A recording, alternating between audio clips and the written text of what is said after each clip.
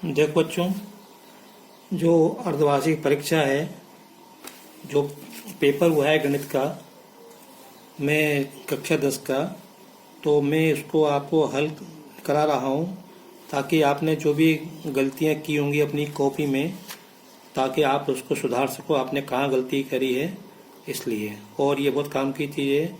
ये जो है पेपर जो है प्रश्न बैंक में से आया है पूरा, तो इसलिए मैंने जो बोर्ड का प्रश्न बैंक है वो भी मैंने हल करवाया है। इसलिए आप मेरे जो है उस वीडियो को ज़रूर देखें जिसमें मैंने प्रश्न बैंक हल करवाया है, और मैं इसको भी हल करवा रहा हूँ, तो ये आपके बहुत काम आएगा। मेरा आपसे निवेदन है कि प्रश्न बैंक के प्रश्न आप अपनी कॉपी में नोट करें, टिक मार्क कर लें, और ये जो हल करवा रहा हूँ इसको भी आप अपनी कॉपी में ज़रूर नोट कर लें, क्योंकि आप अपने हाथों से जो आप लिखते हो वो अधिक काम आएगा। तो ये सब आपकी कॉपी में होना चाहिए, कॉपी ही आपके काम आएगी। मैं अब आपको आगे के प्रश्न हल करवा रहा हूँ।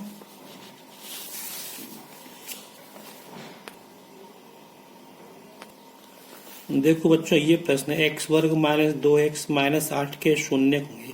इनमें से मतलब x के दो मान आएंगे, तो x का एक मान ये हो सकता है या ये हो सकता है, ये हो सकता है। तो हम कैसे करें? हमारे पास दो तरीके हैं, या तो मैं इसके क्या कर लूँ, गुणनखंड कर लूँ, ठीक है, तो उससे अपने को x के दो मान मिल जाएंगे, दो शून्य मिल जाएंगे। दूसरा ये कि ये जो मान रखे ये मान मैं इसमें रख के देख लूँ, अगर इससे अपने को शून्य मिल जाए तो हम कहेंगे ये इसका शून्य का अन्यथा नहीं है। तो मैं इसको पहले गुणनखंड करके आपको बताता हूँ। तो पहला प्रश्न है सही विकल्प, इसका ये 7वां प्रश्न मैं हल कर रहा हूँ।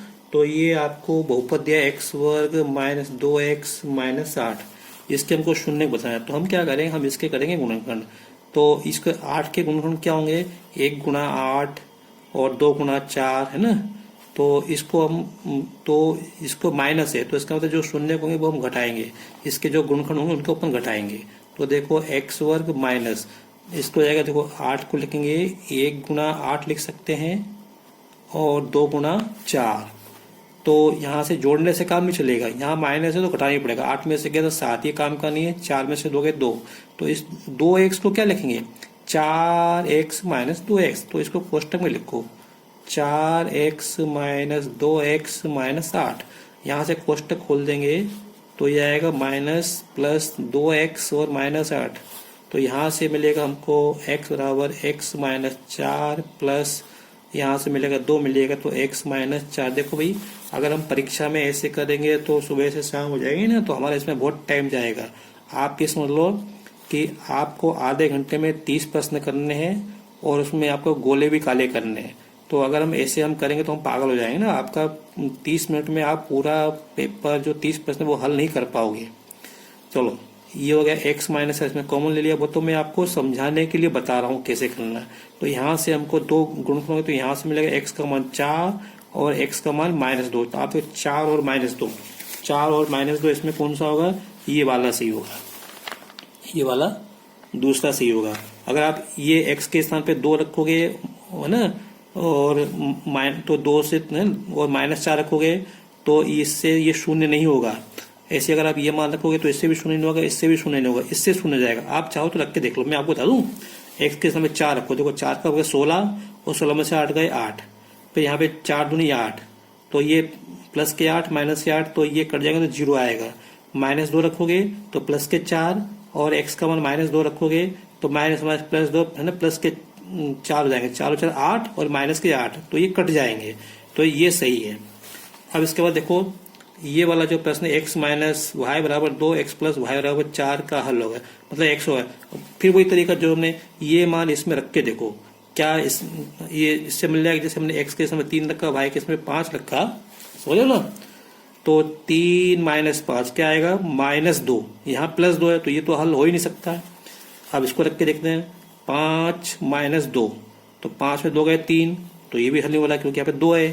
फिर 3 और 1 रख के देखो, 3 माइनस 1 बराबर 2, तो ये हो सकता है। लेकिन अब इसको भी तो हल होना चाहिए। तो ये 3 और 1 यहाँ रखो, 3 प्लस 1 4, तो ये निश्चित रूप से ये हल है।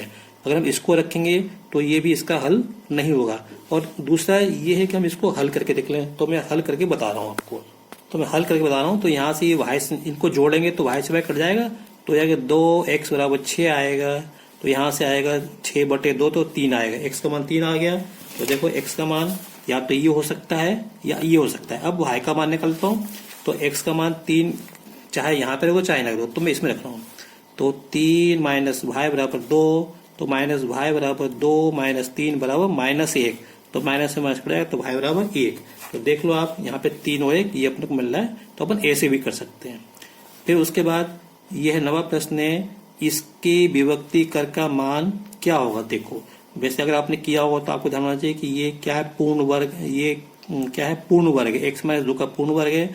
तो इसका विभक्ति कर 0 आएगा, नहीं आएगा तो करके देख लो। पहले हमको ये मालूम होना चाहिए कि विभक्ति कर क्या होता है। तो विभक्ति कर होता है b² माइनस 4ac। तो a b c का मान कहाँ से मिलेगा, यहाँ से मिलेगा। ये a का मान है, ये b का मान है, c का मान तो भी मैं बता देता हूँ। तो b का मान कितना है, -4। इसको कोष्टक में जो लिखना -4। a का मान कितना है 1, c का मान कितना 4। तो 4 का 16 और 4 एकम 4, 4 4 16, 0। तो इसलिए इसका जो विभक्ति का क्या आएगा, 0 आएगा।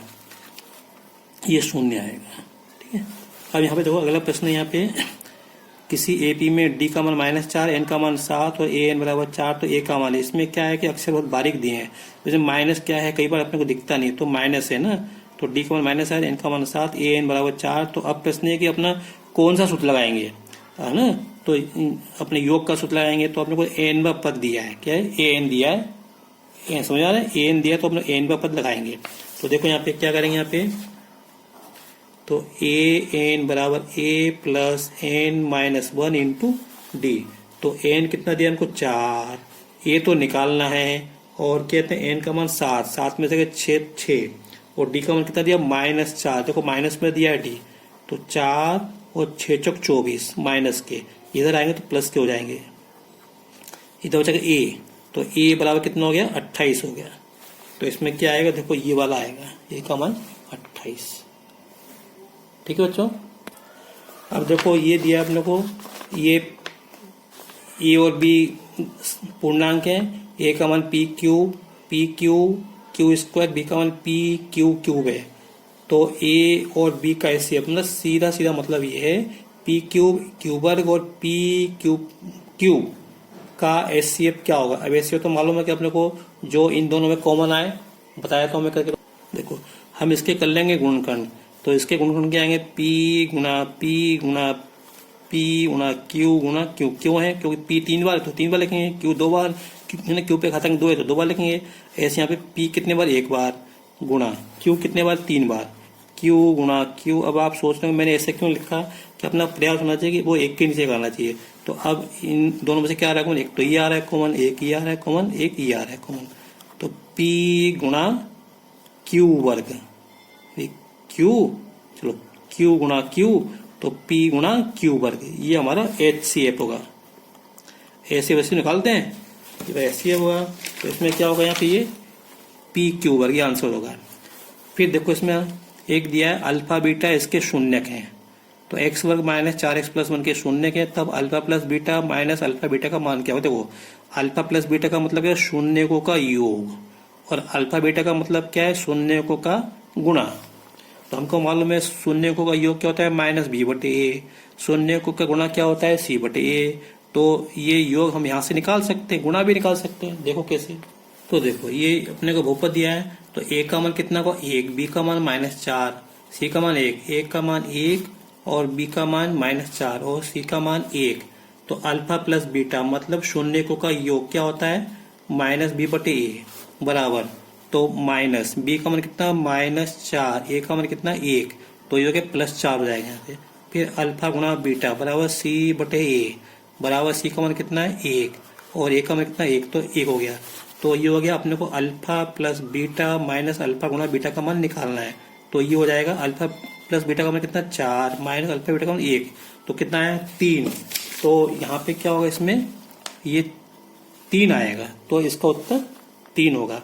अब मैं आपसे ये कहता हूँ कि देखो अगर हम परीक्षा के अंदर ऐसे हल करेंगे तो हमारा बहुत टाइम जाएगा ना। तो मैं बार बार आपसे ये कह रहा हूँ कि इसको थोड़ा इतनी प्रैक्टिस होनी चाहिए अपने को सवालों की कि हम इसको मुंह जबानी कर सकते हैं, सीधे ध्यान में आना चाहिए। अगर दूसरा अगर हमारे सवाल किए हुए होंगे तो हमको याद रहेगा कि हमको क्या करना है। तो अल्फा प्लस बीटा सीधे जैसे अगर अपने को करना है सीधा अल्फा प्लस बीटा क्या होता है माइनस बी बटे, तो यहाँ से माइनस माइनस के 4 माइनस प्लस 4 बटे 1 तो 4 आएगा। अल्फा बीटा क्या होता है, ये अल्फा बीटा क्या होता है सी बटे ए, तो ये होगा 1 बटे 1, तो 4 माइनस 1 3। तो इस तरह से ये सवाल इस तरह से होते हैं। देखो ये प्रश्न देखो जरा 13वां, ये दो रेखाओं के समीकरण दिए हैं और ये दोनों रेखाओं से हमको दो रेखा किसी में समांतर रेखा हैं, तो हमको ये बताना इसमें से कौन सा संबंध सही है। तो सबसे पहले बात है कि जब दो रेखाएं समांतर होती हैं तो उनके जो ये जो समीकरण इसमें A1 B1 C1 A2 B2 C2 में क्या संबंध होता है, पहले दोनों अनुपात बराबर होते हैं, तीसरा अनुपात बराबर नहीं होता। तो मैं आपको बताऊँ तो सबसे पहले तो हम लोग को A1 B1 C1 की पहचान करनी है। A1 क्या है, क्या A, B1 क्या है 2, C1 क्या है 7, A2 क्या है 3, B2 क्या है B और C2 क्या है 16। तो समांतर रेखाओं का मतलब क्या है, A1 बटे A2 बराबर B1 बटे B2 बराबर नहीं C1 बटे C2। तो मैं लिख देता हूँ यहाँ पे, तो ये मैंने अपने मन से नहीं लिखा, वहां पे लिखा रेखाएं समांतर, रेखाएं समांतर, ये हमको मालूम होना चाहिए कि इसका मतलब ये होता है। तो अब A1 का मान कितना A, A2 का मान 3 बराबर B1 का मान 2, B2 का मान B बराबर नहीं 7 बटे 16। तो हमको तो ये लेना है यहाँ से A बटे 3 बराबर 2 बटे B, इसका कैसे गुणा कर दो, इसका गुणा इसमें कर दो, इसका गुणा इसमें, तो A B का गुणा B में करेंगे तो A का गुणा B में AB, 3 का गुणा 2 में करेंगे तो 6, तो AB बराबर 6 आएगा। तो इसमें कौन सा संबंध सही है, देख लो आप, AB बराबर 6, ये सही है यहाँ पे, ठीक है, ये आएगा।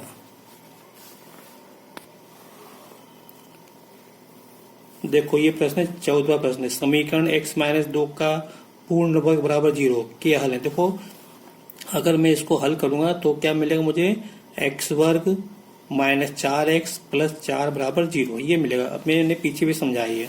देखो जब भी अपने को पूर्ण वर्ग दिया हो ना तो हमें इसके हल कैसे में समान मिलेंगे, x के मान समान मिलेंगे। तो यहाँ से अगर हम देखें तो यहाँ पे x के मान 2 और 2, यहाँ पे अगर यहाँ कहीं प्लस होता तो ये होता, तो इसके अनुसार अपने को क्या मिलेगा 2 और 2 ये होंगे। तो मैं एक बार आपको करके बता देता हूँ। देखो इसको अपन वर्ग है तो इसको अपन 2 बार अपन ले सकते हैं, x माइनस 2 और x माइनस 2 बराबर 0। तो अपने को 2 अपने को गुणनखंड मिल गए, तो यहाँ से मिलेगा x बराबर 2 और यहाँ से मिलेगा x बराबर 2।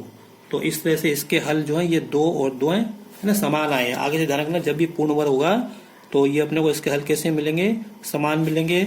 आप एक बात और देख सकते हो यहाँ पे जो मैंने पहले चर्चा की थी, इसको हल करेंगे तो एक है x वर्ग माइनस 4x प्लस 4, ठीक है। इसके अपन विभक्ति का निकालेंगे, विभक्ति का शून्य होगा, b स्क्वायर माइनस 4ac का मान शून्य होगा। जब शून्य होते हैं तो मान कैसे होते हैं, बराबर होते हैं। फिर एक बात और आई थी बीच में, जब भी इसका है ना, चलो वो और बाद में देखेंगे। अब मैं अगला प्रश्न कर रहा हूँ अभी यहाँ पे, किसी समांतर श्रेणी, ये समान AP मतलब समांतर श्रेणी -11 -8 -5 -49 के अंत से चौथा पद, अंत मतलब ये आखिरी से चौथा पद, ये पहला पद है आखिरी से, तो यहाँ से चौथा पद क्या आएगा। तो इसको हम देखें कि देखो बच्चों ये प्रश्न कर रहा हूँ, तो यहाँ तो ये सीरीज क्या बढ़ती जा रही है, इसके बाद में जो है 0 आएगा, 0 के बाद मतलब जो प्लस के पद आएंगे। तो यहाँ पे -49 लिखा तो माइनस नहीं है, ये जो प्लस के 49 होने चाहिए, ठीक है। तो अब देखो मैं कर रहा हूँ यहाँ पे ये,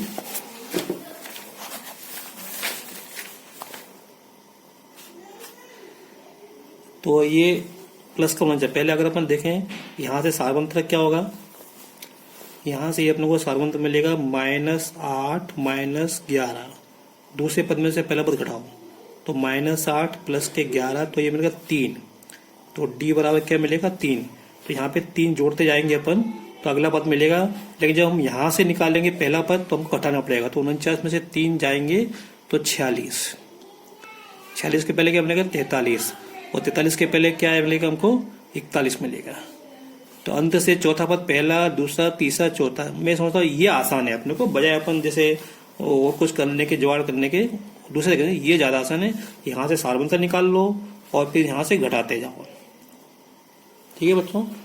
तो इस तरह से यहाँ पे जो आना चाहिए, क्या आना चाहिए, 41 आना चाहिए, नहीं आ रहा है। 37, 40, 43, 58 में देखता हूँ कहाँ गलत हो रहा है कुछ।